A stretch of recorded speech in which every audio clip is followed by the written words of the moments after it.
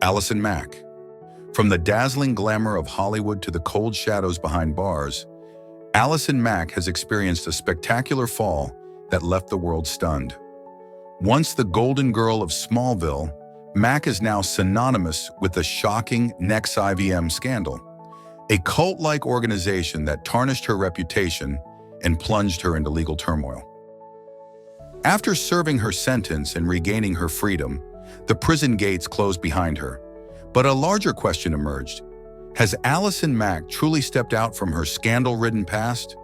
Her life after prison, a mystery shrouded in silence, promises to reveal a journey of redemption, reintegration, or perhaps merely an attempt to escape the judgmental gaze of the public. Let's explore what lies behind the discreet curtain Mack has drawn since the day she left confinement. The story began in 2018 when Allison Mack was arrested for her involvement with NXIVM, a self-help organization that masked a manipulative scheme exploiting women through its secret DOS faction. As a deputy to leader Keith Raniere, Mack was accused of recruiting and coercing women into sexual servitude. In 2019, she pleaded guilty to racketeering conspiracy charges and cooperated with investigators. In June 2021, she was sentenced to 3 years in prison, 3 years of supervised release, 1,000 hours of community service, and a $20,000 fine. Mack began her sentence in September 2021 at the federal prison in Dublin and was released early after 21 months.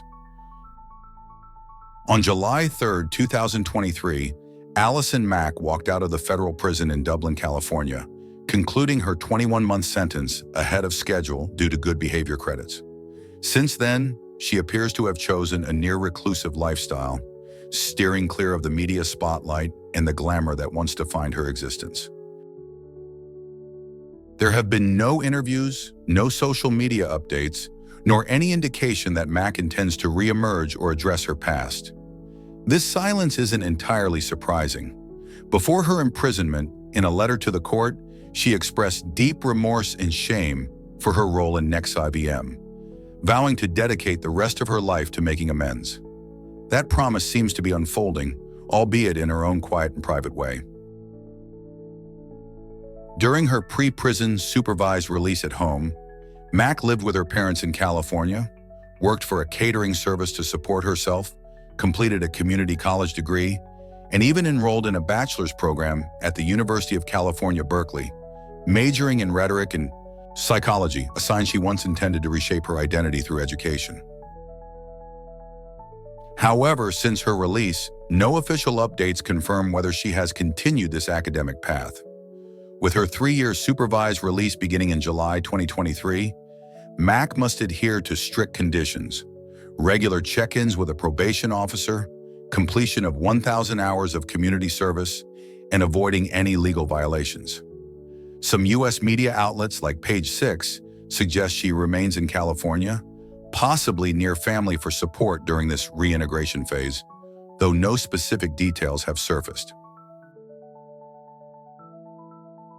Mack's absence from the public eye has left many wondering, what is she doing to move beyond her dark past? Unverified rumors from acquaintances hint that she might be attending therapy sessions to confront the trauma from her time under Raniere's influence. Others speculate she has deliberately cut ties with anyone linked to NXIVM as a means to erase that grim chapter entirely from her life. Still, no concrete evidence supports these theories. What's clear is that Mack is no longer the radiant Smallville actress. She now seems intent on blending into the crowd, living a simple life away from scrutiny and whispers about her past. Whether this reflects genuine redemption or merely a temporary escape, only time will tell. Abby Lee Miller, born on September 21, 1965, now 59 years old, remains a notable figure in American entertainment, though the spotlight from Dance Moms has somewhat faded. After major legal troubles, health challenges, and personal controversies, her current life reflects a roller coaster journey, striving to redefine herself while grappling with the lasting consequences of her past. Since her release from a halfway house in May 2018, after serving 8 months at the federal prison in Victorville, California, Abby has undergone significant physical and emotional changes. A diagnosis of Burkitt lymphoma in 2018, just weeks after leaving the halfway house, forced her into emergency spinal surgery and multiple rounds of chemotherapy. As a result, she lost the ability to walk independently and now relies on a wheelchair. Presently, Abby persists with physical therapy, clinging to the hope of regaining mobility. In recent social media posts, she frequently shares images of her workouts and moments of optimism, as if to assert that she hasn't given up. Professionally, Abby no longer runs the Abby Lee Dance Company, ALDC, in Pittsburgh as she once did. The studio shuttered amid financial and legal woes. Nevertheless, she maintains her passion for dance instruction through short-term classes and workshops. For instance, on March 19, 2025, she posted on X about an upcoming class in Shepperton, England, with the call, "Let's Dance." This suggests she's working to stay relevant in dancer training, albeit on a much smaller scale than her peak years. Abby now primarily resides in Los Angeles, where she focuses on rebuilding her image through media projects. She has appeared on podcasts and in interviews, recounting her experiences with incarceration, illness, and past controversies.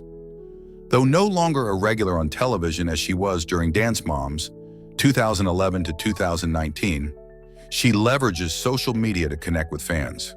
Her Instagram and X accounts frequently feature behind-the-scenes glimpses, dance advice, and her signature controversial statements, a consistent hallmark of her persona. In 2022, she released her book, Everything I Learned About Life, I Learned in Dance Class, where she reflects on her career, lessons from failure, and overcoming adversity. The book garnered mixed reviews. Some praised its candor, while others felt she still dodged accountability for past scandals. Abby continues to draw attention with critical remarks about former students, particularly Maddie Ziegler, the most prominent star to emerge from Dance Moms. In a 2022 interview, she labeled Maddie and other students ungrateful for not staying in touch after her imprisonment and illness. This sparked heated debates online, with many arguing that Abby fails to recognize the pressure her harsh coaching style once inflicted on her young dancers. Abby seems intent on rebuilding her life, but her approach, relying on provocative statements and criticism of others, suggests she remains tied to the villain persona that made her famous. This raises the question, does she genuinely want to change, or is she simply capitalizing on controversy to stay relevant? Her persistence with physical therapy and teaching classes reveals an Abby who refuses to give up, yet her lack of self-reflection about her past dims those efforts. There's no denying that Abby has trained numerous talented dancers, from Maddie Ziegler to JoJo Siwa. However, her legal scandals and allegations of mistreating students highlight a stark conflict between her professional skill and personal character. She might be seen as a cautionary tale. Success cannot excuse moral failings, and fame comes with responsibility.